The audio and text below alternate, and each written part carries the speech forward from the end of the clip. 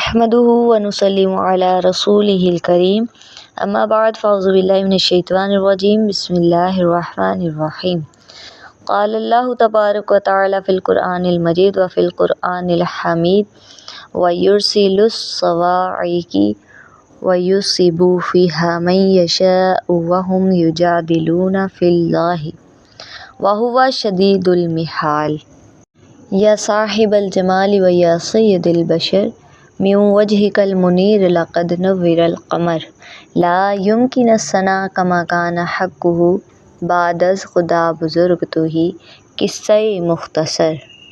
سب سے پہلے اپنے تمام دیکھنے والے سننے والوں کو پروگرام علم الصیام میں خوش آمدید کہتی ہوں۔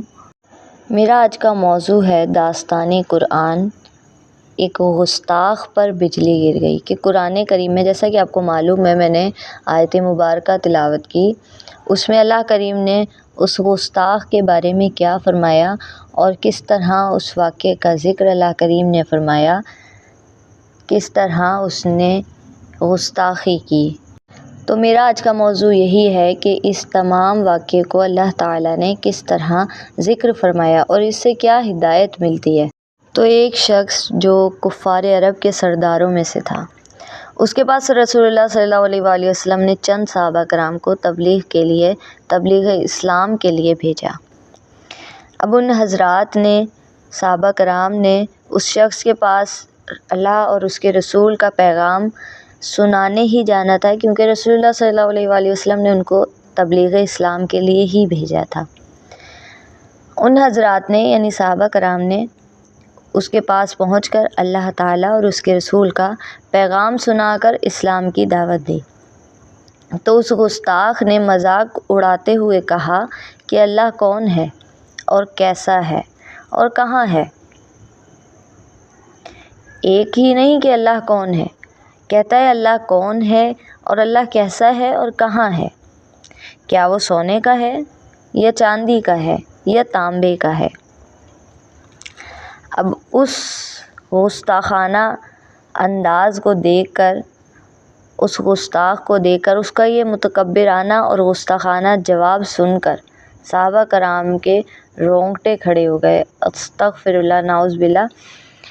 اس نے اس طرح کی گستاخی کی، اللہ کریم کی بارگاہ میں اس طرح گستاخی کی، صحابہ کرام کے رونگٹے کھڑے ہو گئے۔ ان حضرات نے بارگاہ نبوت میں واپس لوٹ کر سارا ماجرا سنایا اور عرض کیا کہ یا رسول اللہ صلی اللہ علیہ وآلہ وسلم، اس شخص سے بڑھ کر کافر اور باری تعالیٰ کی شان میں گستاخی کرنے والا تو ہم لوگوں نے آج تک دیکھا ہی نہیں۔ رسول اللہ صلی اللہ علیہ وآلہ وسلم نے ارشاد فرمایا کہ تم لوگ دوبارہ اس کے پاس جاؤ۔ یہ حضرات دوبارہ اس کے پاس پہنچے تو اس خبیث نے پہلے سے بھی زیادہ گستاخانہ الفاظ زبان سے نکالے۔ صحابہ کرام اس کی گستاخیوں اور بد زبانیوں سے رنجیدہ ہو کر دربار نبوت میں واپس پلٹ آئے۔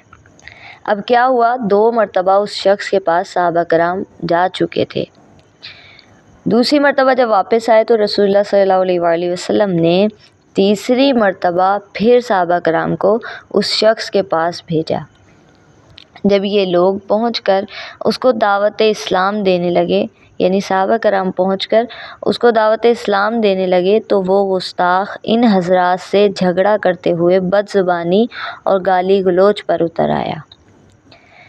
صحابہ کرام رسول اللہ صلی اللہ علیہ وآلہ وسلم کے مطابق ارشاد آپ نے فرمایا تھا کہ صبر کرتے رہیں، تو انہوں نے صبر کرتے رہے۔ وہ رسول اللہ صلی اللہ علیہ وآلہ وسلم نے صحابہ کرام کو یہ تلقین فرما کے بھیجا تھا کہ صبر کرنا ہے، اگر وہ کچھ کہتا ہے تو صبر کرنا ہے۔ صحابہ کرام ارشاد نبوی کے مطابق صبر کرتے رہے۔ اسی دوران میں لوگوں نے دیکھا کہ ایک ناگہاں ایک بدلی آئی اور ایک بدلی میں اچانک گرج اور چمک پیدا ہوئی، پھر ایک دم نہایت ہی مہیب گرج کے ساتھ اس کافر پر بجلی گری، جس سے اس کی کھوپڑی اڑ گئی، وہ لمحہ بھر میں جل کر راکھ ہو گیا۔ یہ منظر دیکھ کر صحابہ کرام بارگاہ اقدس میں واپس آئے تو ان حضرات کو دیکھتے ہی رسول اللہ صلی اللہ علیہ وآلہ وسلم نے فرمایا کہ تم لوگ جس گستاخ کے یہاں گئے تھے وہ تو جل کر راکھ ہو گیا۔ صحابہ کرام نے انتہائی حیرت و تعجب سے عرض کیا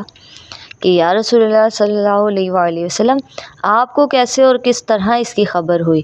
تو آپ صلی اللہ علیہ وآلہ وسلم نے فرمایا کہ ابھی مجھ پر یہ آیت مبارکہ نازل ہوئی، جو کہ میں نے سب سے پہلے یہ تلاوت کی تھی۔ اللہ کریم نے قرآن کریم میں کس طرح اس واقعے کا ذکر فرمایا، تو رسول اللہ صلی اللہ علیہ وآلہ وسلم نے فرمایا کہ ابھی مجھ پر یہ آیت مبارکہ نازل ہوئی۔